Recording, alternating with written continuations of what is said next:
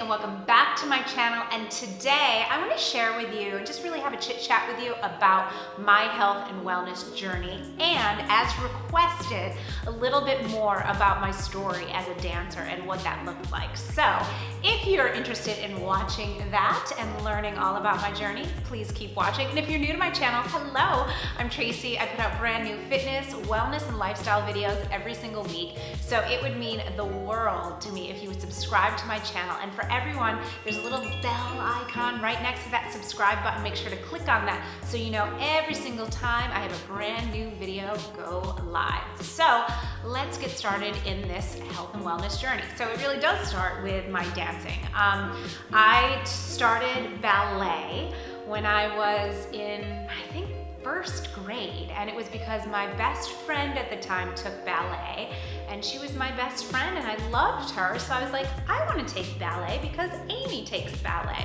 So I asked my parents, you know, my sister didn't take ballet classes, there was no one else really in my family that was taking ballet, but I was like, I want to take ballet. So, and I'm really going to try and find pictures to place in here because my very first ballet recital, so I took ballet, I don't remember, like once a week when I was little, and I remember being so little, because I'm so tall now, I remember holding onto the bar, and I literally remember being little and the bar being ahead of me and like having straight arms holding onto a bar, so it's kind of funny. But I remember I was very upset because my very first ballet recital, I wanted to wear pink. I mean, the reason why I was taking ballet was because I love pink and I wanted to be pretty and be like a fairy princess. And my first ballet recital, I was cast as a witch. So my little group, in my age group, we had black tutus, and I remember my parents taking pictures, and I was like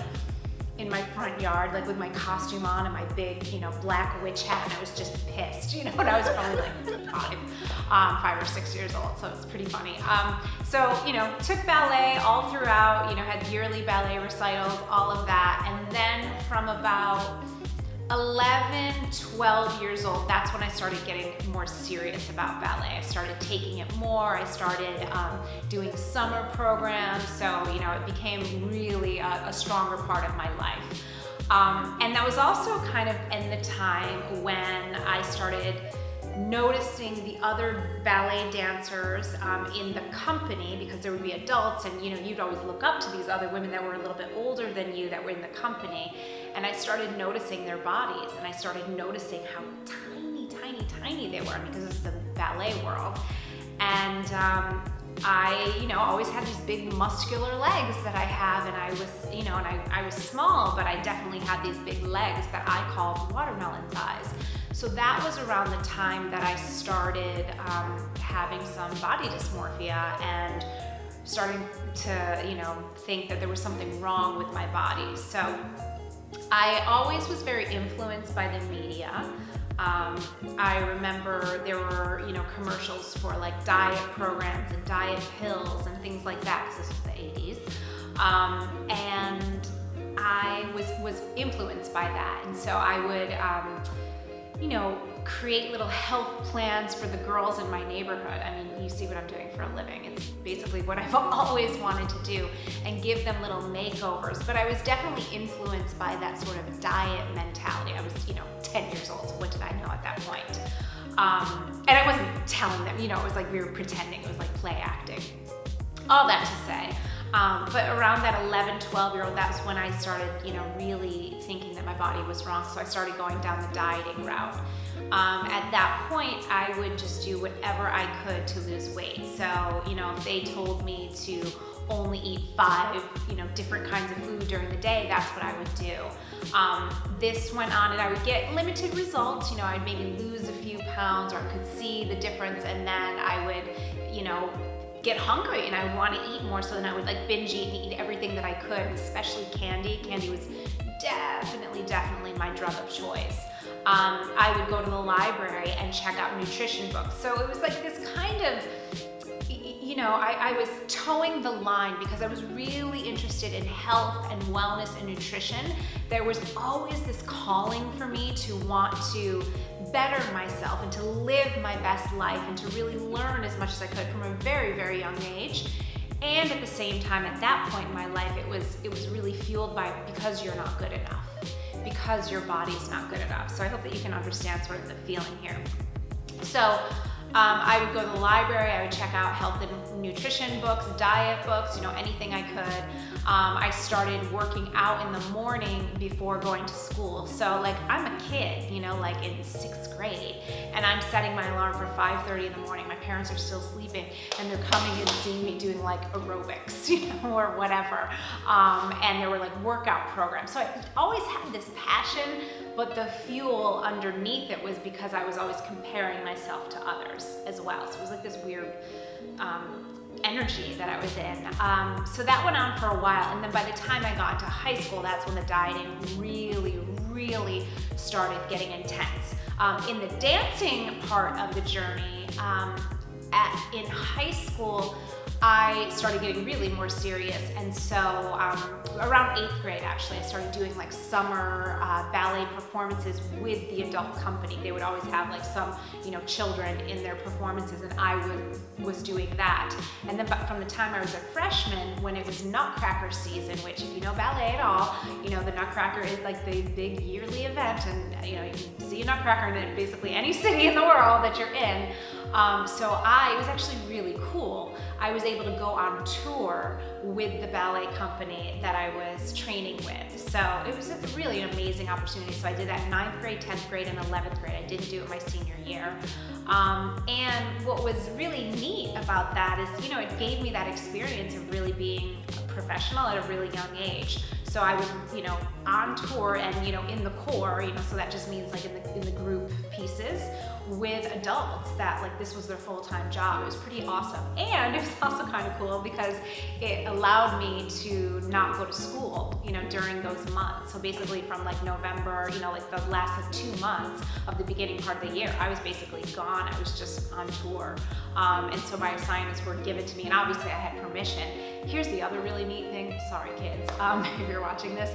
That was when I actually started doing a lot better in school. I was always a good student, but I started doing like honor roll and getting like all A's. It was because I could just kind of do it on my own time, which was really, it worked for me. No surprise, I'm an entrepreneur, right? So that was in that period of time. That was also when the dieting got crazy. Well, you can imagine, because this was basically my job. I mean, I was basically kind of like a professional child, at least during that season. So, my body was on display. I was standing around these tiny little ballet dancers, and I just felt like, what am I doing here? So I would eat as little as possible. I started taking diet pills. I would make up my own crazy plans. I would sometimes feel like I was gonna like pass out. It was really bad, but none of it could stick for me. I would, be okay, like be good for like maybe 2 or 3 days, and then again it would be that cycle of like failure, candy binge, start it all over. Journal after journal after journal was my weight, what I ate, how much I sucked, why I was like out of control, and like I'll start again on Monday. That was years and years and years. So that went on. Then I went to college. So I went to school. I went for 1 semester to a school, and they didn't really have a very good dance program. It was okay, but I was basically, from a freshman, I was like one of the best dancers, and I really work well if I'm the underdog. So I was like, this isn't gonna work for me. So then I left, and my parents were not very happy. Some of you might not know this, but I actually quit college. So I went for 1 semester. I quit college. I've never shared this before on YouTube. I'm gonna go there. I was singing in a reggae band, and I quit college. My parents wanted to wring my neck, and I moved on to Key West, Florida. Yeah, good times, 18 years old. Not good times, actually. It was actually terrible times for me, but that's what I did with my boyfriend at the time and his band, and it was a crazy time. That's a whole other video. So I did that, and then I ended up moving back to Massachusetts. And when I came back to Massachusetts after a few months, I still wasn't in school, but I started teaching dance, and I started, working with a dance company that was kind of known more for modern dance. And I had never really, officially done any modern dance except for when I went to college that one semester, and I loved it. It just felt so much more natural for me. So I started teaching dance. I started, teaching. I taught from like 4 years old till 16, 17 years old. So I taught all ages. I actually loved teaching. No surprise, right?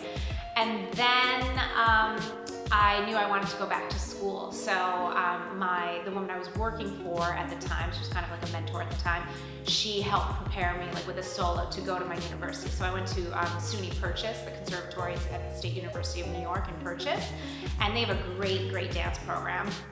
And so I went there, and I started this in the middle of the year, which was weird.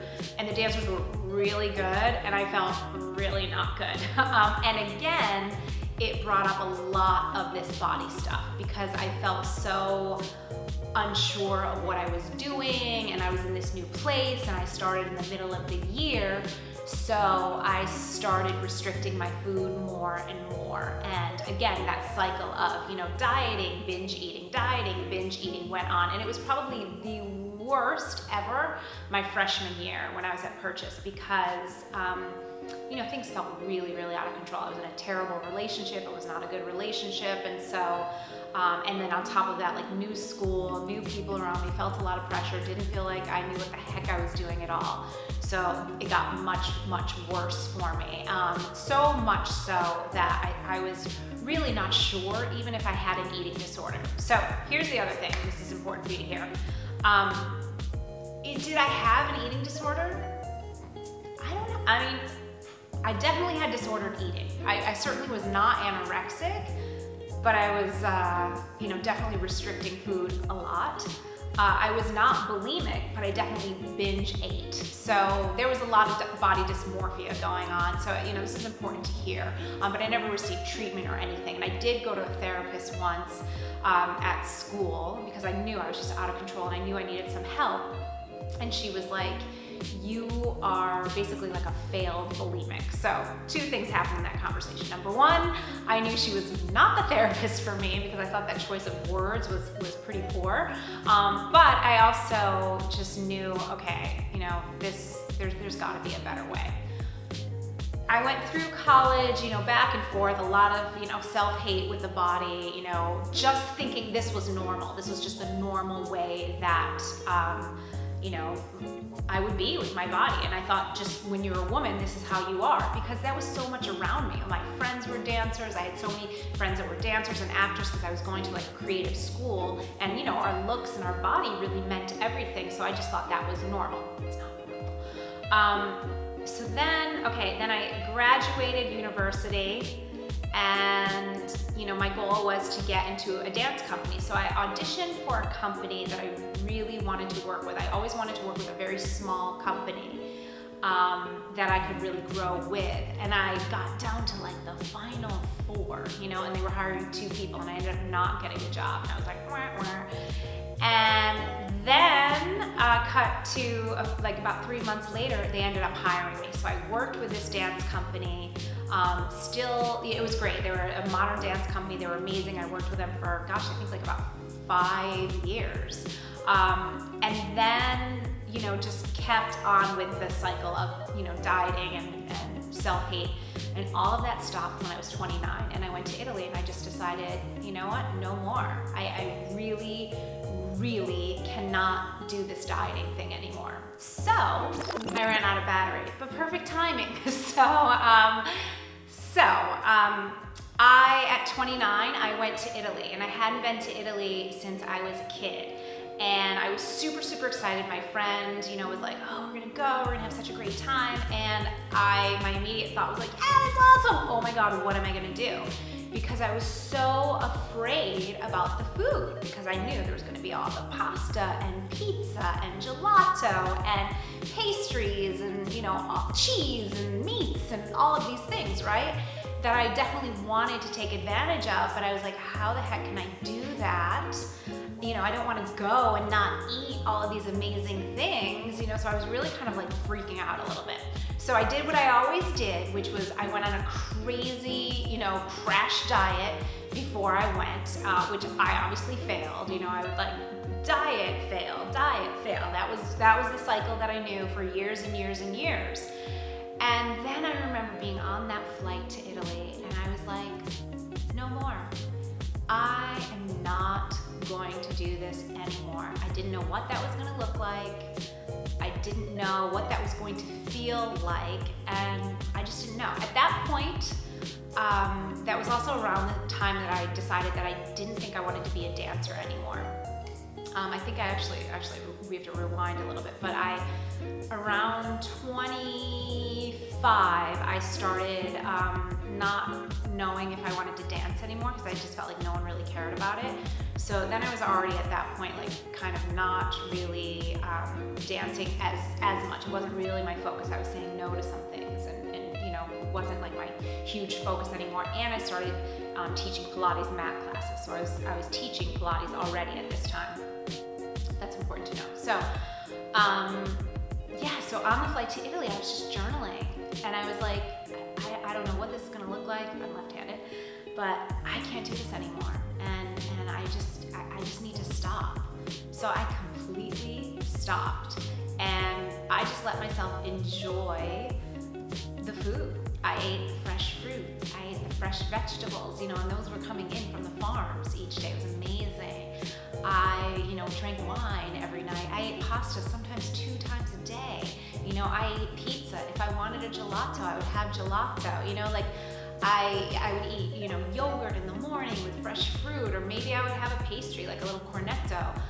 But my point is, like, I completely just enjoyed myself, and my thought process was really like, just enjoy yourself now and you'll deal with it when you get home. But the coolest thing was, because I wasn't in all of this like fear, because I wasn't so stressed out, because I wasn't restricting and giving my body this message that this food is bad and this food should be feared, I lost weight on that trip. I felt better than I ever had. I felt at peace. I felt comfortable in my body, and I was like, wow. And the really neat thing was, I was at the beach in Italy. I was in this little beach shop that I go to all the time, and I was able to watch these women and how they carried themselves, all ages, all sizes, and it was so inspiring to me. So I just knew, like, everything has changed in this moment. Now, nothing was the same, because it just like brought out all of this like la dolce vita, for me, of just like, oh, I want this, how can I create this? So that, that trip really, I was teaching Pilates at the time, but it really brought up this like, how can I keep these results that I had, gotten for myself? How can I keep these results and keep this feeling for myself, and keep it while I'm in New York, and keep it like no matter where I am in the world, no matter what I'm doing. So that basically spawned, me testing and, trying and just learning, relearning how to eat and how to become friends with my body. And I'd love to say again, but it was really for the first time ever. I mean, from the time I was like 10, I didn't like my body. And even probably when I was that age, I was probably looking at the other girls and comparing myself. So it was amazing. And once I really mastered that, then I started, really immersing myself in education. I got my life coaching certification. I was a personal trainer. I, got my health coaching certification. I was just really like just soaking in all this information, and just, it made such a difference for me that then I knew, once I had a few years and had really invested the time in learning, how this was all working for me, I knew that that was my mission, to really share it with others. So I really thank you for watching this. I feel like this was super long and kind of windy video, but it's been requested, so thank you for requesting it.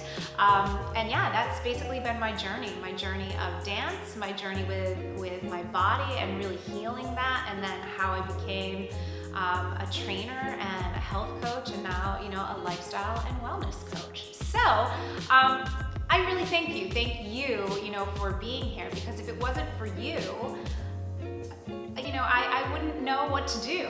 I wouldn't be able to make the impact that I'm really called to make in the world, which is helping women like you all over the world stop this dieting cycle, to stop hating their bodies, and to really step into our fullest power and our fullest expression as women. You know, it's never about the weight. It just never is. It's never about the size of your waist. It's never about the size of your thighs. It's always so much more than that. It really, really is. So thank you for being on this journey with me and for supporting me over the years.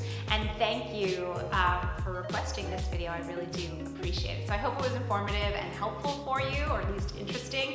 If it was, I would really love it if you gave me a big thumbs up, and make sure to subscribe to my channel, because that lets me know that you like videos like this that are a little bit more sort of behind the scenes. So that's what I've got for you today. Thank you, thank you, thank you so much for being here, and I will see you next time. Bye!